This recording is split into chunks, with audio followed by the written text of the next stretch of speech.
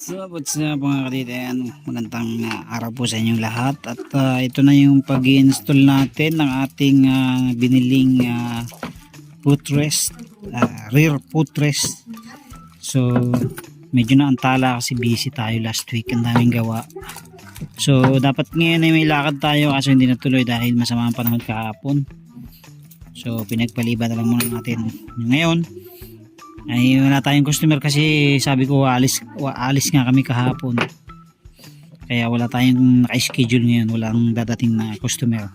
So habang tayo ay wala pang ginagawa, hindi pa umaalis, ay install muna natin itong ating binili na mga piyesa ng ating wave. So ito, i-install na natin kasi almost 2 weeks na ito nakapending. So para magamit na natin. Pang forma lang ito mga kadita, hindi ito pang daily use. Hindi po ito pang daily use. Pang dito lang po ito sa subdivision. Kasi expired pa po yung motor ko. So ang rehistro niya ay sa January pa. Kaya ngayon ay magsi-September na. So hindi ko na muna pinarehistro kasi meron naman tayong nakagagamit. Ito pang daily use natin. Tapos ito namang isa ko nakarehistro din yan. So ito lang ang hindi kasi kakatapos lang natin itong i-restore eh. So hindi ko pa siya napaparehistro. Expired kasi siya ng 2 taon. So nanghihinayan ako kung i-rehistro ko ngayon kasi meron naman tayong ginagamit pa. Kaya hindi na muna. I-rehistro na lang natin sa January.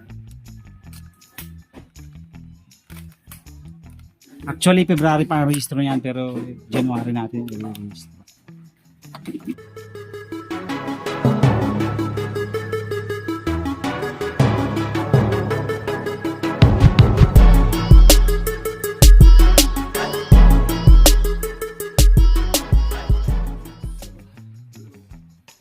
Mag-install muna tayo ng side mirror. So, medyo natagalan na to. Bibili sana ako ng cowling kaso napag-isip-isip ko na by December baka bumili ako ng bagong flarings, isang buo, kaya hindi na muna.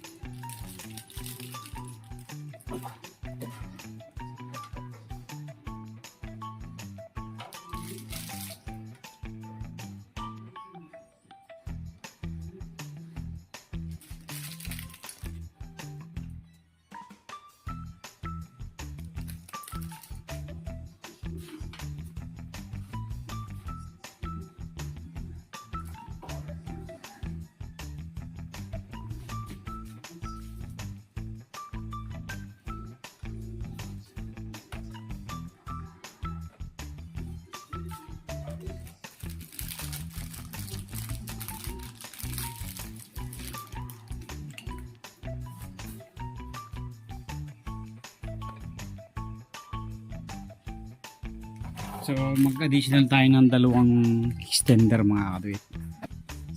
So mag-additional tayo mga katuwit kasi mababa.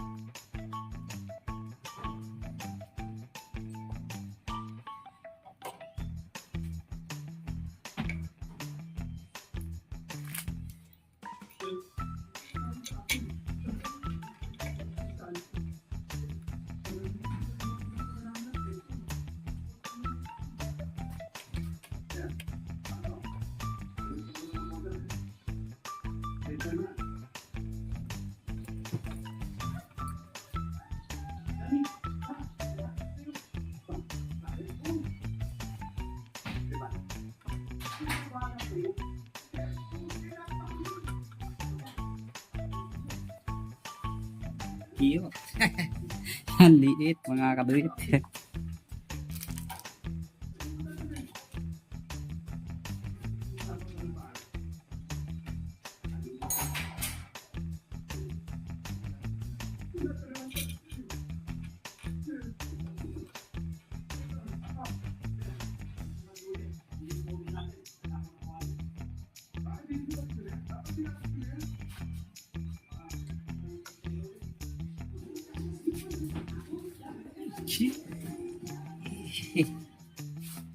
Ang cute mga kaduit.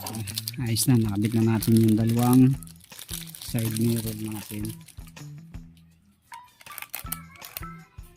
Tapos para hindi kalawangin, ito, meron ito.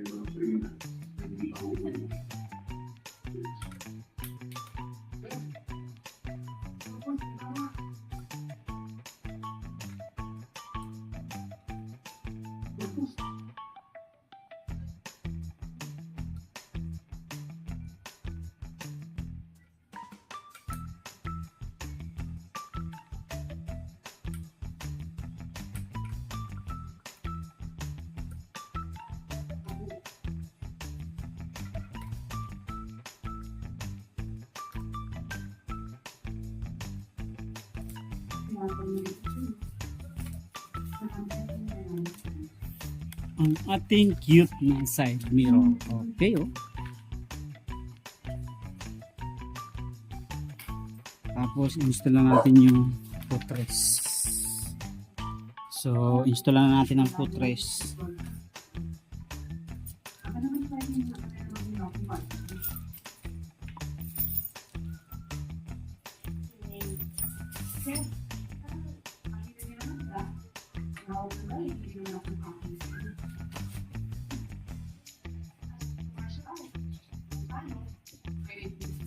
So, mayroon siyang lagay ng bearing mga kapatid. Ayan. So, ilalagay mo lang yung spring. So, ayan. Yung bearing niya. So, kailangan ma-press nyo ito doon para magkaroon siya ng friction o magkaroon siya ng tension.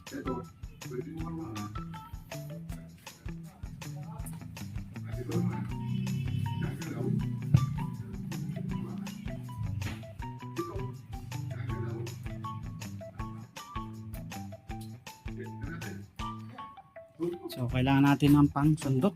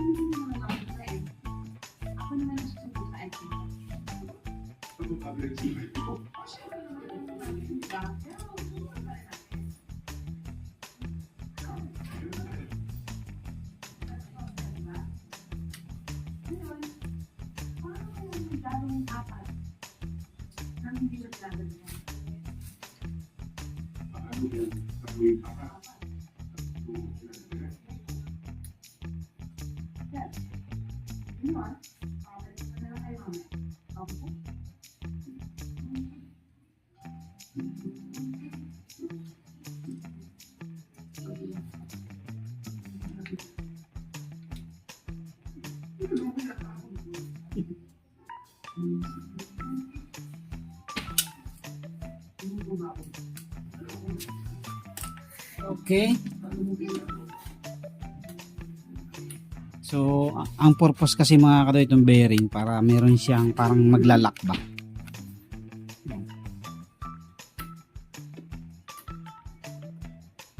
Yan. So,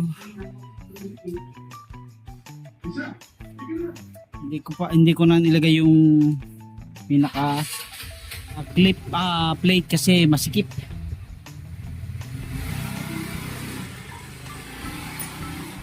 Subukan natin dito sa kabila. Dito.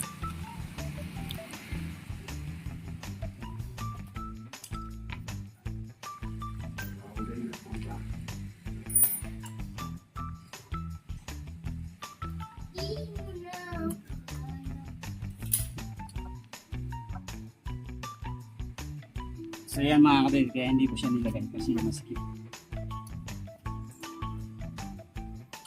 So dapat ito yung magiging lock niya eh. Kaso masikip siya.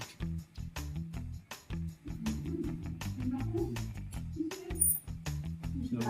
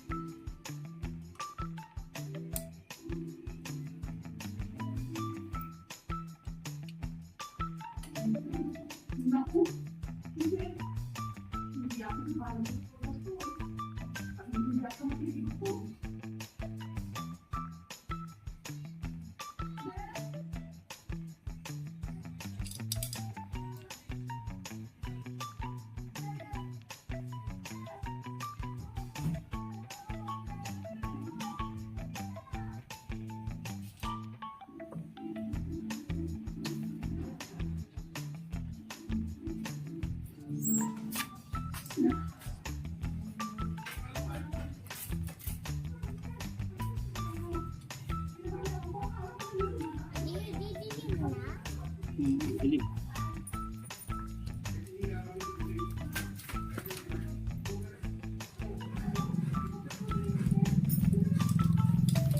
So, yan na mga kaduit. Nakatapos na tayo mag-install ng putres dalawa makibila. Kasi nagre-reklamo na yung angkas ko. Ayan. Putres natin. Dito. Tapos side mirror. Side mirror. Cute na side mirror.